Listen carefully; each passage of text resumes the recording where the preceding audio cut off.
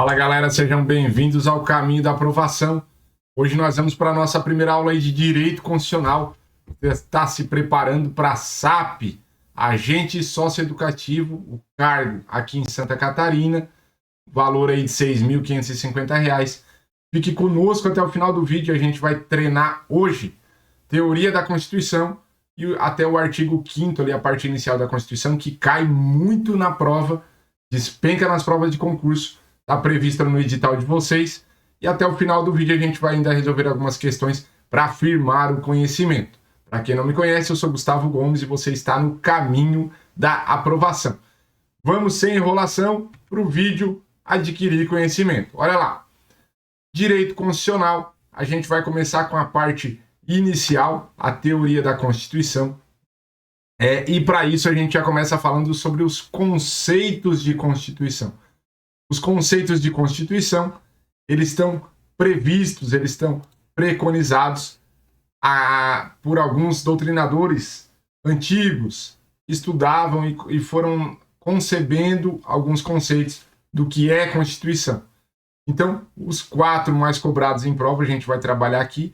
Então, já pego o bizuzinho aí para vocês. Ó. O S de sentido sociológico de Constituição. Esse S é de Fernando La Salle.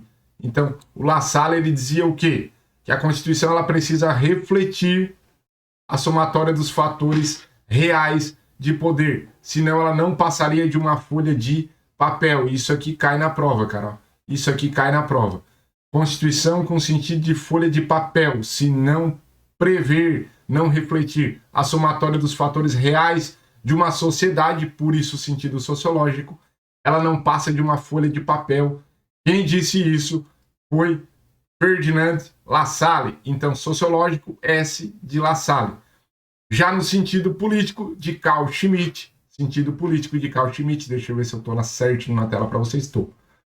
O sentido político de Carl Schmitt, ele diz para nós que a Constituição ela é uma soma, uma decisão política fundamental. Ou seja, a formação da Constituição ela tem que refletir uma decisão política.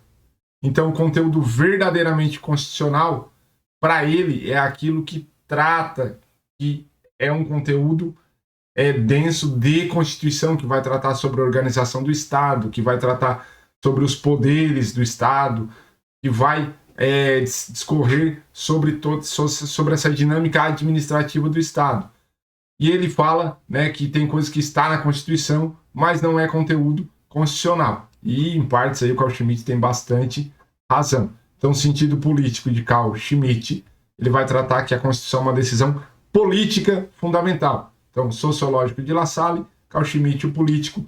E agora vem para nós o Kelsen, Hans Kelsen, que traz para nós conceito jurídico de Constituição. Conceito jurídico de Constituição. E aí o Kelsen, ele transforma o conceito jurídico, ele divide em 2 linhas, ele fragmenta o estudo dele, ele fala que existe o sentido lógico jurídico e o sentido jurídico positivo.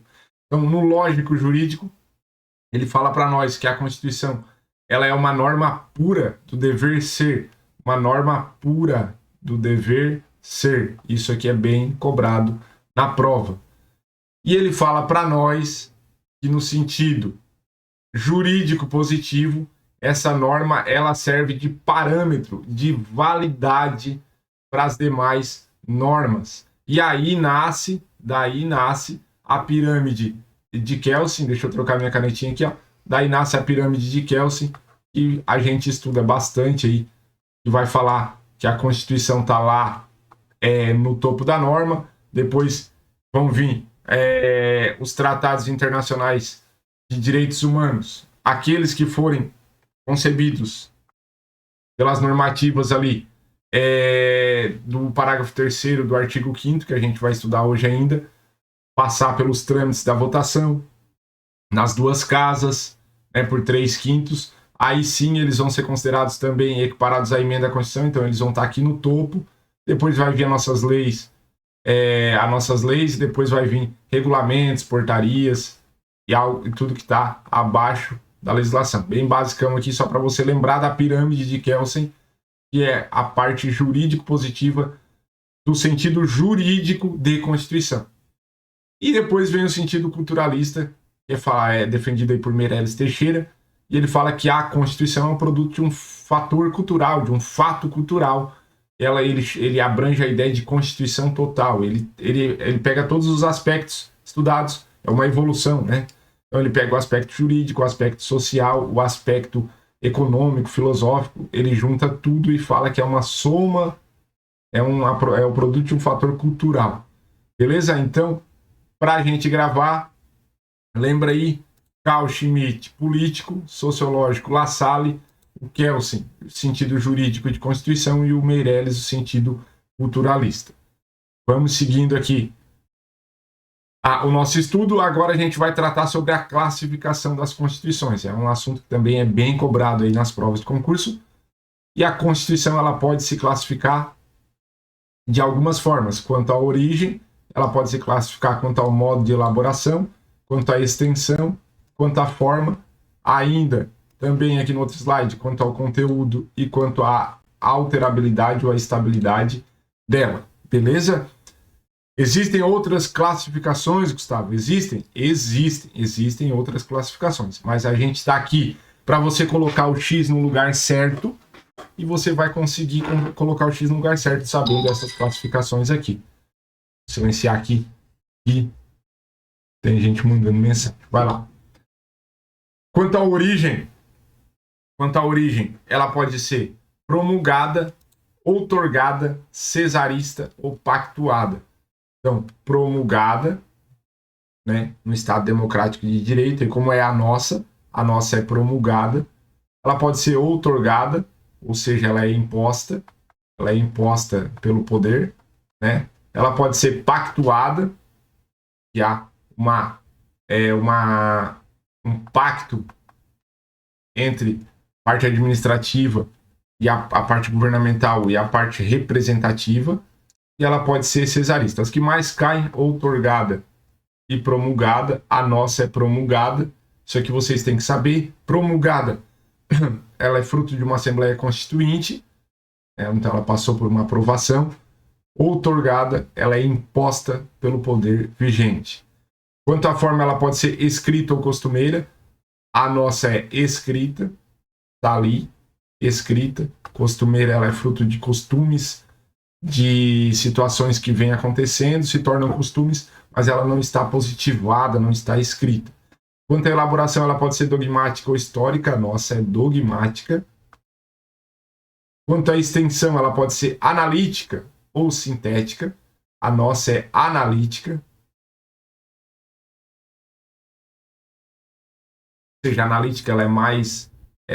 faz uma análise, ela é mais abrangente. A sintética é mais pontual, mais específica. E ainda, quanto ao conteúdo, ela pode ser material ou formal, e quanto à alterabilidade, ela pode ser imutável, rígida, semirrígida ou flexível.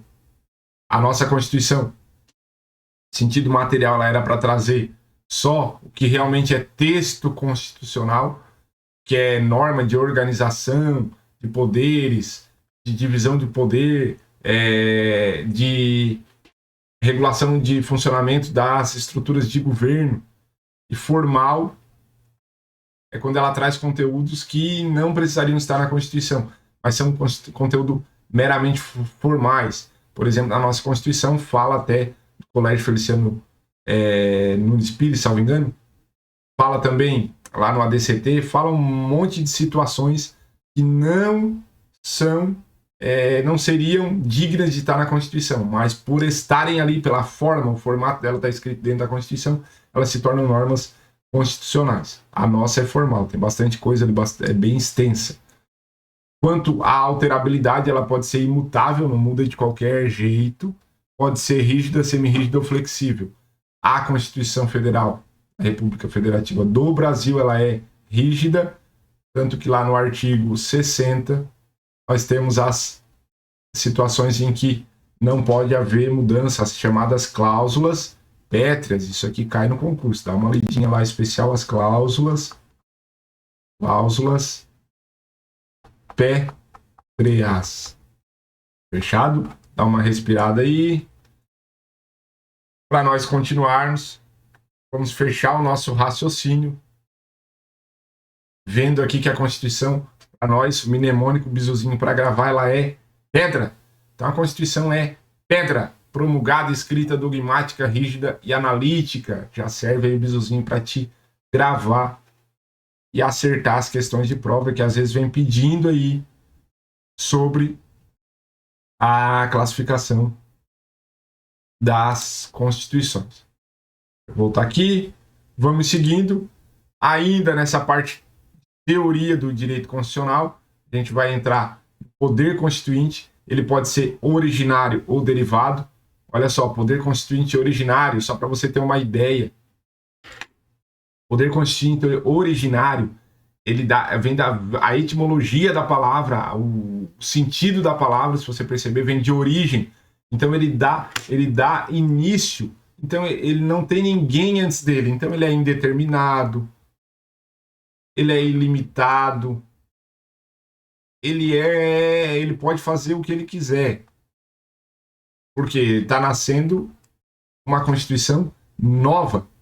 Ele inova todo o ordenamento. Então ele cria do zero. Esse é o originário. Então, quando nasceu a Constituição de 88, que quebrou todo o sistema antigo e criou tudo novo, aí foi o poder constituinte originário. Agora, depois, ele vai ser o poder constituinte derivado.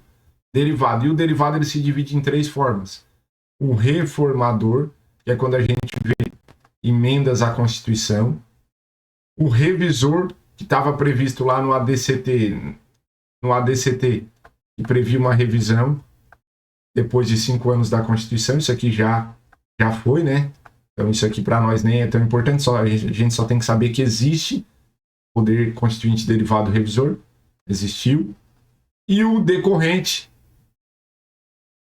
que é o poder, a autonomia dada aos estados a fazer as constituições estaduais. Que a gente já está estudando aí, já tem os videozinhos aí. A nossa aqui acesse a Constituição do Estado de Santa Catarina. Então, eu tenho poder constituinte derivado, reformador, revisor e decorrente. Eles perguntam isso nas provas. Então, eu gostaria que você batesse o olho aqui, fixasse, fizesse um print mental aí e gravasse esse conteúdo. Fechado? A gente está encerrando a parte de teoria da Constituição e agora nós vamos iniciar propriamente na Constituição Federal. E aí, nesse momento, eu queria te convidar, já que a gente está aí produzindo tanto conteúdo gratuito, ninguém está fazendo tanto conteúdo para vocês, dado de coração, e conteúdo valendo, como está sendo feito aqui no Caminho da Aprovação. Então dá um like aí para nós, faz essa gentileza, se inscreve no canal para você receber muitos e muitos mais materiais aí para os seus estudos. Fechado? Vamos seguindo? Vamos seguindo. Agora a gente vai entrar aqui nos princípios fundamentais da Constituição. E aí eu já pego o bizu aí, o vasodisciplo. Por que o vasodisciplo, professor? Porque aqui, ó, nos princípios fundamentais, deixa eu trazer aqui para minha cara feia aqui para você entender. Nós vamos trabalhar do artigo 1º ao artigo 4º da Constituição, os fundamentos da República, os objetivos da República e os princípios nas relações internacionais. Então eu vou ter fundamentos, objetivos e princípios nas relações internacionais. E despenca nos concursos públicos. Então eu fiz uns mnemônicos, já tem alguns, eu pego, replico aqui para vocês, né? Quem já é concurseiro já conhece, para nós gravarmos essa parte da matéria que cai nas provas. Então volta ali para o slide. Olha lá, quais são os fundamentos da República Federativa do Brasil? É o vasodisciplo ou saucisse vaplu. Então, né, quando vai fazer a tua necessidade lá no vaso, ela cai lá e o vaso diz o quê? Plu! É meio nojento esse exemplo, mas é para você gravar. O vaso é do quê, professor? O vaso é ali, ó, de valores sociais do trabalho e da livre iniciativa, e o so, né, que ali a gente usa de zo, é soberania. E o disse é para o professor de português ficar um pouquinho bravo. É um disse que não é com 2 S e E, é um disse de si. Um CI, que é de dignidade da pessoa humana e de cidadania. E o plu é de pluralismo político. Então esses são os fundamentos. Quais são os fundamentos? O vasodisciplo E os objetivos? Os objetivos é o pé conga, aquele calçado antigo que tem, aquela conga feia. E um pé ali, ó, o pé conga. Pé de PE, de promover o bem de todos sem preconceitos de raça, idade, quaisquer outras formas de discriminação.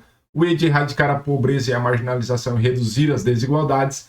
E o CONGA de construir uma sociedade livre, justa e solidária. E o GA de garantir o desenvolvimento nacional. Então, o pé CONGA é aí nossos objetivos da República. Deixa eu grifar aqui para você ficar mais feliz comigo. Deixa eu botar até um verdão, um azulzão aqui. Bota um azulzão ali, professor. Botei o azulzão lá. Fechou? Então, constitui objetivos da República, o pé CONGA. E os princípios nas relações internacionais, eu até botei eles aqui, mas são 10, né?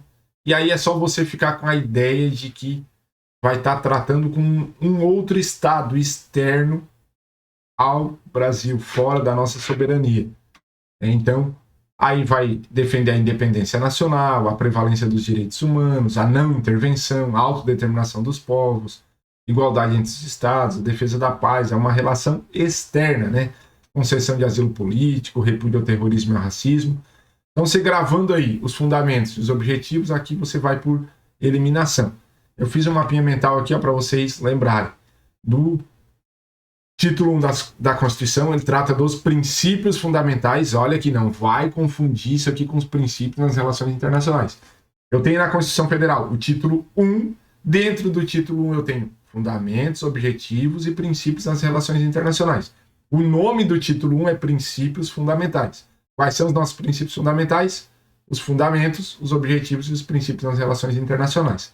E agora a gente vai entrar no artigo 5º, que é um artigo que qualquer concurso que você estudar, você vai ter que dominá-lo. Ele cai, despenca nas provas. Então o artigo 5º é bem importante. Mas uma boa lida, e tirando alguns conceitos principais, a gente já consegue fazer uma boa prova. Olha lá. Todos são iguais perante a lei, sem discriminação, sem distinção de qualquer natureza, garantindo-se a quem? Só aos brasileiros? Não, aos brasileiros e aos estrangeiros. Quais direitos principais no caput do artigo 5º? Vida, liberdade, igualdade, segurança e propriedade. Vida, liberdade, igualdade, segurança e propriedade.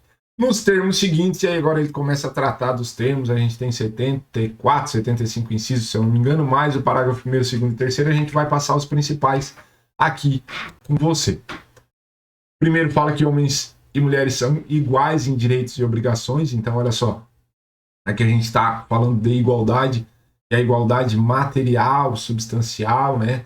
Tem a igualdade formal, que é literal, falando de uma igualdade literal, e a igualdade material, que ela vai ponderar, né? Ela vai ponderar situações. Então, por exemplo, homens e mulheres são iguais, então por que a mulher aposenta mais cedo? Aí ele leva em consideração o contexto de vida da mulher, a fragilidade um pouco maior. Eu não estou entrando em questão de gênero aqui, é só para frisar o exemplo, beleza? Não é o objetivo aqui, é nós colocar o X no lugar certo. Ninguém será preso senão em virtude de lei, isso aqui está previsto também no nosso Código Penal, né? Então ninguém pode ser preso senão em virtude de lei, princípio da legalidade. Ninguém será submetido à tortura ou tratamento desumano ou degradante. Tá ali o nosso torturador ali do ladinho para você gravar. É livre a manifestação do pensamento, porém é vedado o anonimato. Então tem que ficar atento a essa situação. A inviolabilidade do direito de crença, a liberdade de crença, os cultos religiosos, proteção aos locais de culto e suas liturgias. E aí já faço um link ali com sendo garantida assistência religiosa às entidades civis e militares de internação coletiva. A gente dá uma passada geral aqui. Claro que vai tratar lá que a casa é asilo inviolável. Vai tratar de alguns direitos específicos, de alguns princípios constitucionais aí que tem que dar uma boa lida no artigo 5º. E a gente vai fazer umas duas questões aqui para frisar o conhecimento. Olha a primeira questãozinha ali. Antes de fazer a questão, deixa eu jogar para você aqui na telinha o nosso site do Caminho da Aprovação. Me dá 30 segundos para eu te mostrar. Quem quiser intensificar os estudos, otimizar e buscar um resultado mais cirúrgico e pontual, tem dificuldade de se organizar, olha aqui o nosso caminho da aprovação, com todo o material separadinho, com simulados, um cronograma de estudo, que você vem aqui, escolhe quantas horas você quer estudar e ele vai organizar tudinho para você, vai separar o material, a videoaula, você só senta e executa literalmente o cronograma. Professor, e se eu quiser fazer um caderno de estudos, tem aqui, pode fazer o teu caderno de direitos humanos, pode colar algum material que tu pegue de fora, algum mapa mental, tu pode fazer também os teus flashcards aqui, dá para fazer aqui os flashcards aqui nos decks, ó, criar novo desk, ó, nome do deckzinho, a tag, fazer ele por pergunta e resposta. Então é uma plataforma muito completa, além da nosso acompanhamento, da nossa mentoria. Então quem tiver interesse, pode vir conosco aí para o caminho da aprovação. Vamos seguindo aqui na nossa batalha no estudo, porque o objetivo é dar conhecimento para vocês. Ali é otimizar os estudos, mas quem já tem confiança, quem já tem uma carga aí e acha que não tem a necessidade, pode seguir sozinho no caminho. A gente tenta ajudar de todas as formas possíveis. Vamos para as questões aqui para a gente massificar o nosso conhecimento. Olha só, o Bernardino ele foi preso, porém os policiais que o prenderam, eles estavam encapuzados. E aí foi impossível identificá-los. Segundo a Constituição Federal, o Bernardino, vamos analisar agora os direitos do Bernardino frente a essa situação aí. A letra A diz que não tem direito à identificação dos responsáveis por sua prisão, porque no caso prevalece a segurança dos policiais. E aí, o que você me diz? Óbvio que não, né? Óbvio que não. O Bernardino tem sim o direito à identificação dos responsáveis. Opa, e a letra B está dizendo isso aí, professor. Tem direito à identificação dos responsáveis por sua prisão. Ó, anota aí que isso aqui está certo, hein? Isso aqui está certo. Vamos analisar a C, a D e a E. A C diz que ele tem direito à identificação apenas no ato do interrogatório. É apenas no ato do interrogatório? Não, né? Ele tem direito à identificação desde o início. Sob pena de preclusão, medida preventiva. Já vimos ali que está errado. A D diz que não tem direito à identificação. Está dizendo isso aqui, já está errado. Tem direito à identificação. Opa! Por sua prisão, desde que no seu depoimento pessoal prestado à autoridade policial a tenha requisitado. Ele tem que requisitar à autoridade policial a identificação dos responsáveis pela prisão? Não. Ele tem direito à identificação dos responsáveis pela prisão. E está aqui, ó, no inciso 74, o preso tem direito à identificação dos responsáveis por sua prisão ou por seu interrogatório. Não é só no interrogatório, é responsáveis pela prisão ou seu interrogatório policial. Mais uma questãozinha aí, ó, considerando a Constituição, os direitos individuais e coletivos, julgue o item. É plena a liberdade de associação para fins lícitos, vedada de caráter paramilitar. E aí, o que você me diz? Dá uma pensadinha aí. É plena a liberdade de associação para fins lícitos, vedada a de caráter paramilitar. É ou não é? Aí, é ipsis liter. Texto do artigo, do inciso 17 aí, do artigo 5º. Fechado? Galera, tô deixando para vocês aqui no card mais um vídeo aí, playlist da SAP. Vamos juntos no caminho da aprovação. Dá um likezão aí, se inscreve no canal e compartilha com aquele amigo que está estudando para concurso, que a gente produz muito e muito material.